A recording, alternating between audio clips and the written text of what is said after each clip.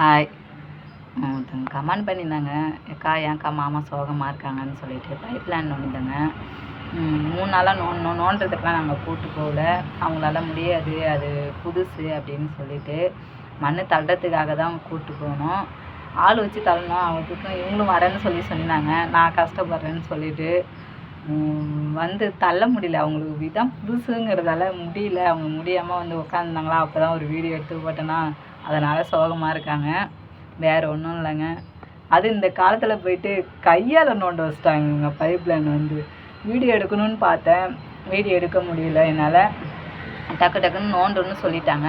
பல்பே வந்து 6:30க்கு மேலே தான் பல்ப்பு ஒட்ட ஆரம்பித்தாங்க. மணி 7:30 ஆயிடுச்சு நாங்கள் வீட்டுக்கு வர்றதுக்குள்ளேயே. நான் திரும்பி அங்கேருந்து வந்து பக்கத்து வீட்டு பையனை கூப்பிட்டு வந்து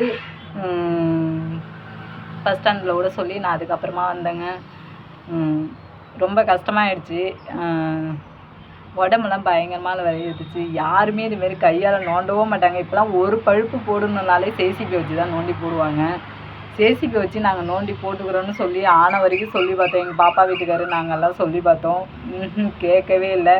நானும் எவ்வளவோ பேசி பார்த்துட்டேங்க, எவ்வளவோ சண்டை வளர்த்தியும் பார்த்துட்டேன். விடவே இல்லைங்க. இந்த பழுப்பு நோண்டுற வரைக்கும் அவங்களுக்கு திட்டிக்கிட்டே தான் நான் பைப்பில் நோண்டினேன்.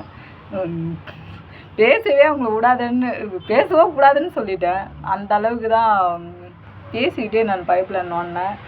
ரொம்ப பயங்கரமான கடைப்பாரெலாம் நோங்கி போடணுங்க. ஆம்பளைங்கன்னா நோங்கி போடுறதுக்கு கொஞ்சம் இதாக இருக்கும். நாங்கள் நோங்கி போடணுங்கன்னா அது எப்படிங்க முடியுமா? ஆம்பளைங்களே வச்சாலும் அதுங்க. நான் கடப்பாரை நோங்கி போட்டேன், அவங்க மண் அள்ளி போட்டாங்க. அள்ளி போடவும் என்னால் முடியல. எனக்கு வந்து அந்த உடம்பு வலிலாம் எடுத்துக்கிச்சு. ரொம்ப கஷ்டமாயிடுச்சு. இப்போ அம்மா வீட்டுக்கு கூட போக முடியல, உடம்பு சரியில்லாமல் வீட்டிலே இருக்கேன். இன்றைக்கி வேலை முடிஞ்சிச்சு, பைப் லைன் வேலை முடிஞ்சிச்சு. இடுப்பு மூட்டை ஆழம் நோண்டி பைப் லைன் போட்டு வேலை முடிச்சாச்சு.